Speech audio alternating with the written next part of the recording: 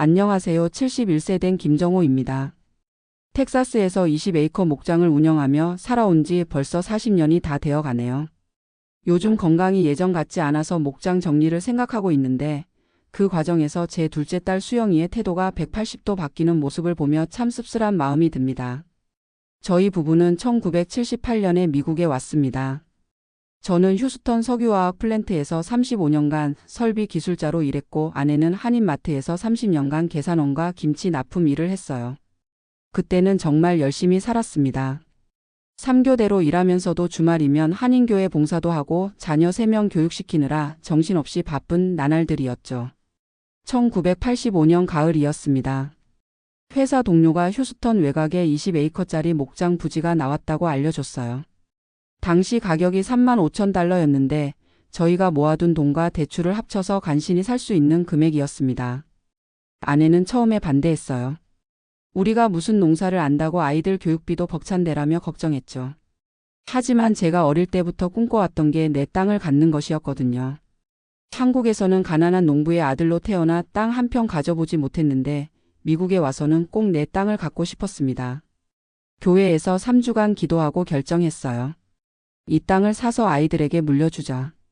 언젠가는 값어치가 날 거야. 목장을 산 첫 5년은 정말 힘들었습니다. 농사 경험이 없으니 시행착오의 연속이었어요. 첫 겨울에는 대설로 키우던 소 절반이 죽었고 농기구 고장으로 수리비만 수천 달러가 나갔습니다. 둘째 딸 수영이가 중학생 때 울면서 그랬어요.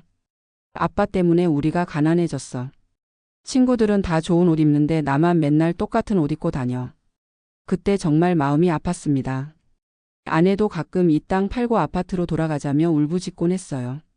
하지만 저는 포기할 수 없었습니다. 농업기술센터에 가서 전문가들에게 배우고 이웃 농장주들한테 조언도 구했어요. 3년쯤 지나니 그제야 수지타산이 맞기 시작했습니다. 그리고 10년, 20년이 지나면서 텍사스 부동산 가격이 계속 올랐어요. 저희가 $35,000에 산 땅이 지금은 $200,000가 넘는 값어치가 됐습니다. 아이들도 다 컸고 큰딸은 캘리포니아에서 간호사로, 둘째 딸은 댈러스에서 회계사로, 아들은 뉴욕에서 IT 개발자로 잘 살고 있어요. 저희는 소셜 시큐리티 받으면서 목장에서 조용히 살고 있었는데 문제는 3년 전부터 시작됐습니다. 제가 당뇨와 고혈압이 심해지고 무릎 관절염까지 생기면서 목장 일이 힘들어졌어요. 큰딸과 아들은 너무 멀리 살고 둘째 딸 수영이만 댈러스에서 차로 4시간 거리에 있다 보니 자연스럽게 수영이가 가끔 와서 도와주게 됐습니다. 처음에는 고마웠어요. 주말에 와서 무거운 것도 들어주고 마트 쇼핑도 같이 가주고 아내 어깨 아픈 것도 마사지해주고. 역시 딸이 아들보다 낫다며 아내와 함께 기뻐했죠. 그런데 언제부턴가 수영이가 오는 게 일이 되기 시작했어요. 아빠 화장실 청소 좀 해놔. 나 올 때까지. 엄마 내가 올 때까지 빨래 정리해 두지 말고 기다려. 내가 해줄게. 아빠 차 기름 넣어야 하는데 주유소까지 운전하기 힘들지? 내가 올 때 해줄게. 처음에는 자식이 부모를 챙기는 것 같아서 좋았어요. 하지만 점점 이상했습니다. 수영이가 오면 저희는 손님이 되는 거예요. 아빠 엄마는 그냥 쉬세요. 내가 다 할게. 그러면서 집안 구석구석 청소하고 정리하고 요리까지 해놨어요. 아내가 수영아 고맙긴 한데 우리가 할 수 있는 일까지 내가 할 필요는 없어라고 하면 엄마 나이 드신 분들이 이런 일 하면 다치실 수도 있어요. 그냥 제가 하는 게 마음 편해요. 듣기에는 효녀 같지만 뭔가 석연치 않았어요. 그리고 작년부터는 아예 노골적이 됐습니다. 아빠 저 이번 주말 못 가요. 대신 다음 주말에 가서 이틀 동안 집안일 몰아서 할게요. 엄마 화장실 변기 청소는 제가 갈 때까지 기다리세요. 무릎 아프신데 그런 거 하시면 안 돼요. 심지어는 아빠 엄마가 청소하시면 제대로 안 될 것 같아서 제가 하는 게 낫겠어요 라고 말하기도 했어요. 저희를 완전히 무능한 노인 취급하는 거였죠. 그러면서 돈 이야기는 한 번도 안 했어요. 주말에 와서 이틀 동안 청소부 요리사, 간병인 역할을 다 하는데 말이에요. 아내가 수영아 기름값이라도 줄게라고 하면 엄마 그게 무슨 말씀이에요? 제가 부모님께 효도하는 건데 돈을 왜 받아요? 듣기 좋은 말이지만 속으로는 그럼 우리를 무료 고용주로 생각한다는 뜻인가 싶었어요. 진짜 문제는 수영이가 저희를 대하는 태도였습니다. 아빠 이거 왜 이렇게 해놨어요? 제가 지난번에 이렇게 하라고 했잖아요. 엄마 약 먹는 시간도 제대로 안 지키시고. 제가 적어놓은 스케줄표 보고 하세요. 마치 자기가 고용주이고 저희가 관리받아야 할 피고용인인 것처럼 행동했어요. 저희 집에 와서 이것저것 지시하고 안 된다고 잔소리하고 심지어 아빠 엄마 나 없으면 이 집 어떻게 돌아갈지 걱정돼요라고 말하기도 했어요. 그러던 지난달 제가 건강검진을 받았는데 의사가 말했어요. 김 씨 당뇨 수치가 많이 안 좋아졌네요. 스트레스를 줄이고 무리하지 마세요. 특히 무거운 것 들거나 오래 서 있는 일은 피하세요. 목장 일이 점점 힘들어지는 게 느껴졌어요. 20에이커나 되는 땅을 관리하려면 체력이 받쳐줘야 하는데 71세가 된 지금은 한계가 분명했습니다. 아내와 상의해서 결정했어요. 이제 목장을 정리하자. 건강이 더 나빠지기 전에 팔아서 작은 집으로 이사 가자. 목장 감정을 받아봤더니 20만 달러 정도 나온다고 하더라고요. 요즘 텍사스 부동산 시장이 좋아서 실제로는 더 받을 수도 있다고 했어요. 그 돈으로 휴스턴 시내 시니어 아파트를 사고 나머지는 의료비와 노후 자금으로 쓰기로 했습니다. 자식들에게 연락했어요. 큰딸과 아들은 아빠 엄마 건강이 중요하니까 잘 결정하신 것 같아요. 필요하면 언제든 도와드릴게요라고 했습니다. 그런데 수영이 반응이 달랐어요. 아빠 목장을 팔면 얼마나 나와요? 한 20만 달러 정도 될 것 같은데. 20만 달러요? 와, 생각보다 많이 나오네요. 그 다음부터 수영이가 완전히 달라졌어요. 그 주말에 오더니 아빠 엄마 제가 목장 매매 과정 도와드릴게요. 부동산 중개인도 제가 찾아보고 계약서도 제가 검토해 드릴게요. 그리고 새로 이사갈 집도 제가 알아봐 드릴게요. 시니어 아파트 중에서 제일 좋은 곳으로요. 갑자기 왜 이렇게 적극적인지 의아했어요. 그러더니 슬쩍 이런 말을 하는 거예요. 아빠 목장 팔고 나면 그 돈 어떻게 하실 거예요? 은행에 그냥 넣어두시면 이자도 얼마 안 되고 인플레이션 때문에 돈 가치만 떨어져요. 제가 요즘 투자 공부 좀 했는데 좋은 펀드들 있어요. 수익률이 은행 이자보다 훨씬 좋거든요. 그리고 아빠 엄마 나이 생각하면 상속 계획도 미리 세우셔야 해요. 세금 문제도 있고요. 갑자기 재정 컨설턴트가 된 거예요. 그리고 더 노골적인 말도 했어요. 아빠 솔직히 말씀드리면 저희 집도 요즘 경제적으로 좀 빠듯해요. 아이들 교육비도 많이 들고 집 융자금도 있고요. 그래서 혹시 목장 매매 후에 저희한테 조금 도움을 주실 수 있으실까요? 빌려주시는 것도 좋고요. 아, 이제야 본색이 드러나는구나 싶었어요. 그 많은 주말 동안 와서 청소하고 요리한 게 다 이 순간을 위한 투자였던 거죠. 더 어이없는 건 그 다음 주부터 수영이 태도가 확 달라진 거예요. 아빠 엄마 요즘 너무 고생 많으세요. 제가 더 자주 와서 도와드려야겠어요. 이제는 일주일에 2번씩 와요. 그리고 와서는 아빠 목장 관리하시느라 힘드시죠? 제가 부동산 중개인이랑 얘기해서 빨리 팔 수 있게 도와드릴게요. 엄마 이사 준비도 미리미리 해야 해요. 제가 체크리스트 만들어 드릴게요. 심지어는 아빠 엄마 건강 생각하면 하루라도 빨리 이사하시는 게 좋을 것 같아요 라며 재촉하기까지 해요. 예전에는 저희가 뭘 하려고 하면 아빠 엄마는 쉬세요. 제가 할게요 였는데 이제는 빨리빨리 하세요. 제가 도와드릴게요로 바뀐 거죠. 그리고 목장 매매 관련해서 굉장히 적극적이에요. 부동산 중개인을 3명이나 만나보고 각각 견적을 받아왔어요. 아빠 이 중개인이 제일 좋은 것 같아요. 수수료도 낮고 마케팅도 잘한다고 하네요. 그리고 아빠 목장 매매하면 세금도 내야 하는데 그것까지 계산해서 실제 받으실 돈이 얼마인지 제가 계산해 드릴게요. 마치 자기 일인 것처럼 열심히 해요. 그러면서 계속 돈 이야기를 슬쩍슬쩍 꺼내요.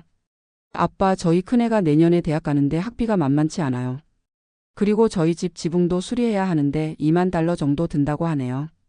요즘 물가가 너무 올라서 생활하기가 힘들어요. 특히 아이들 과외비가. 이런 식으로 자기네 경제적 어려움을 계속 어필하는 거예요. 예전에 부모님께 효도하는 건데 돈을 왜 받아요라고 했던 그 사람이 맞나 싶어요. 어제는 정말 어이없는 일이 있었어요. 수영이가 와서 갑자기 이런 말을 하는 거예요. 아빠 엄마 제가 그동안 매주 와서 도와드린 것에 대해서는 뭔가 보상이 있어야 하는 거 아닌가요? 다른 사람 고용해서 청소하고 요리하라고 하면 한 달에 최소 2,000달러는 들 거예요. 저는 거의 3년 동안 매주 와서 했으니까. 계산해 보면 상당한 금액이에요. 정말 기가 막혔어요. 자기가 효도한다며 하겠다고 했던 일을 이제 와서 돈으로 계산하고 있는 거예요. 아내가 수영아 그럼 그동안 우리가 내 말 들어서 집안일 안 하고 기다린 것도 비용이네? 라고 하니까 엄마 그건 아빠 엄마를 위해서 제가 한 거잖아요. 아빠 엄마가 다치실까봐 걱정돼서요. 앞뒤가 안 맞는 소리를 하면서도 당당해요. 그리고 마지막에 이런 말을 했어요. 아빠 목장 팔고 나면 저희 목도 좀 생각해 주세요. 저희가 그동안 얼마나 고생했는데요. 다른 형제들은 멀리 살아서 아무것도 안 했지만 저는 3년 동안 매주 와서 모든 걸 해드렸잖아요. 이제야 알겠더라고요. 수영이가 그동안 저희를 도와준 게 아니라 나중에 받을 돈을 위한 투자였던 거예요. 저희를 무능한 노인으로 만들어 놓고 자기 없으면 안 되는 상황을 만든 다음 나중에 그 대가를 요구하는 거였어요. 정말 영리하다고 해야 할까요? 아니면 치밀하다고 해야 할까요? 아내와 상의해서 결정했어요. 수영이한테는 목장 매매 관련 도움 받지 말자. 우리가 직접 하자. 그리고 어제 수영이에게 말했어요. 수영아 고마운 마음은 있지만 목장 매매는 우리가 직접 할게. 그리고 매매 후 돈 사용 계획도 우리가 정할 거야. 내가 그동안 도와준 건 고맙지만 그건 자식의 도리였다고 생각해. 대가를 바라고 한 게 아니라면 말이야. 수영이 표정이 확 굳어지더라고요.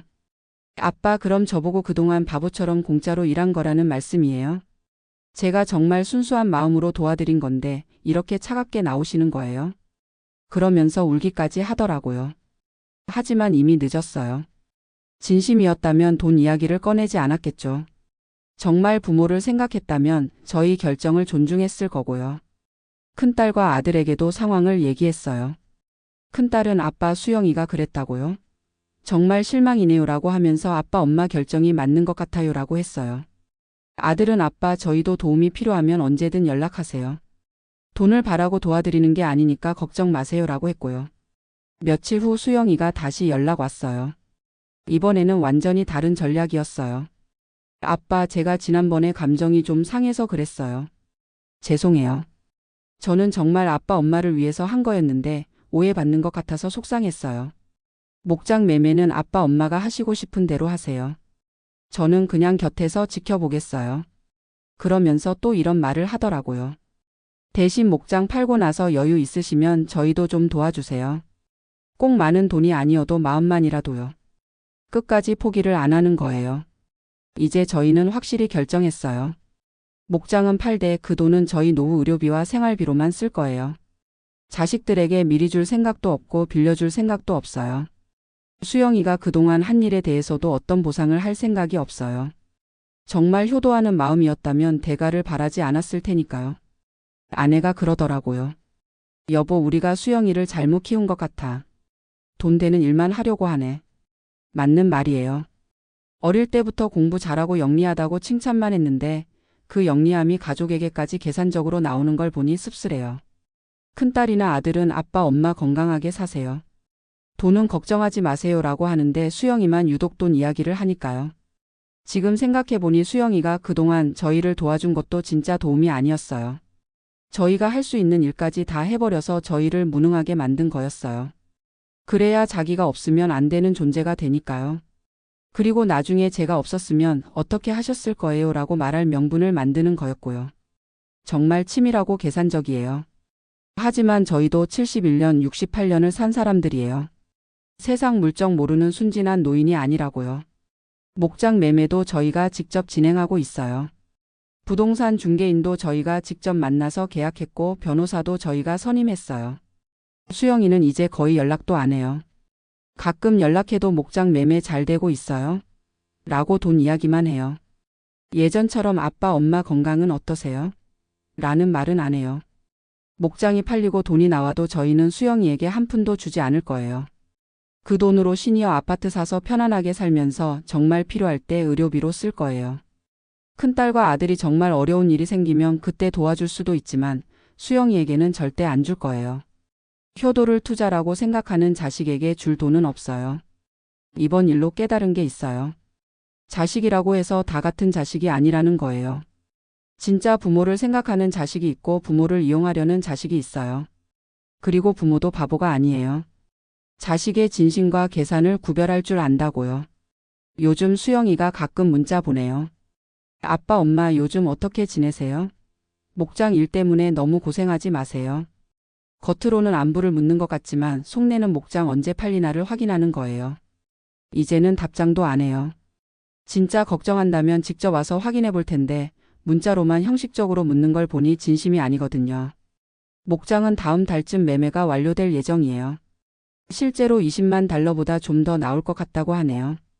그 돈으로 휴스턴 시내 시니어 커뮤니티에 작은 콘도를 사고 나머지는 의료비 계좌에 넣어둘 거예요. 수영이는 아마 매매 완료 소식 들으면 연락할 거예요. 아빠 엄마 축하드려요. 이제 편하게 사세요라고 하면서 슬쩍 돈 이야기 꺼낼 거고요. 하지만 저희 대답은 정해져 있어요. 고맙다. 우리가 알아서 잘 쓸게. 그리고 더 이상 수영이의 도움은 받지 않을 거예요. 진짜 도움이 필요하면 전문 서비스를 이용하거나 큰딸이나 아들에게 부탁할 거예요. 돈을 계산하면서 도와주는 자식보다는 차라리 돈 주고 남을 고용하는 게 마음 편해요. 적어도 고용인은 처음부터 돈을 받고 일한다는 게 명확하니까요. 아내가 그러더라고요. 여보, 우리가 너무 순진했나 봐. 자식이 도와준다는데 의심할 줄을 몰랐네. 하지만 저는 생각이 좀 달라요. 수영이 때문에 오히려 큰딸과 아들의 진심을 더 확실히 알게 됐어요. 큰딸과 아들은 정말 저희 건강과 행복을 걱정해요. 돈 이야기는 한 번도 안 하고 대신 아빠 엄마 편하게 사세요라고 해요. 그런 자식들이 있다는 게 정말 감사해요. 수영이 같은 자식 하나 때문에 다른 좋은 자식들까지 의심하면 안 되겠어요. 이제 저희는 새로운 인생을 시작할 거예요. 40년간 살았던 목장을 떠나는 건 아쉽지만 건강이 우선이니까요. 시니어 커뮤니티에서 또래들과 어울리면서 편안하게 살 계획이에요. 골프도 배워보고 수영도 해보고 여행도 가보고 싶어요. 그동안 목장 때문에 못 해본 것들을 이제야 해볼 수 있을 것 같아요. 수영이는 아마 계속 연락할 거예요. 목장 팔아서 나온 돈에 대한 기대를 포기하지 않을 테니까요. 하지만 저희는 마음을 정했어요. 자식이라고 해서 무조건 주는 게 아니라 진짜 부모를 생각하는 자식에게만 도움을 줄 거예요. 그리고 수영이에게는 한 가지 말해주고 싶어요. 부모의 사랑을 돈으로 계산하지 마라. 그러면 너도 돈으로밖에 받지 못한다. 앞으로는 큰딸과 아들하고만 가족 모임을 할 거예요. 수영이도 초대하겠지만 와서 또 돈 이야기하면 그때는 정말 연락을 끊을 생각이에요. 가족이라고 해서 무조건 참아줄 필요는 없으니까요. 71세에 이런 깨달음을 얻게 될 줄은 몰랐네요. 하지만 늦었다고 생각하지 않아요. 앞으로 남은 인생 진짜 소중한 사람들과만 보내려고 해요. 그동안 수영이 때문에 스트레스 받았는데 이제는 그런 스트레스 없이 편안하게 살 수 있을 것 같아요. 아내도 이제야 마음이 편하다고 하네요. 자식 때문에 스트레스 받으며 사는 노인들이 많다고 들었는데 저희는 그런 일 없이 살 수 있게 됐어요. 목장 매매가 완료되면 수영이가 어떤 반응을 보일지 벌써부터 궁금해요. 하지만 어떤 말을 해도 저희 마음은 변하지 않을 거예요. 돈으로 효도를 계산하는 자식에게는 돈을 주지 않는 게 맞다고 생각해요. 그래야 진짜 효도가 뭔지 깨달을 테니까요.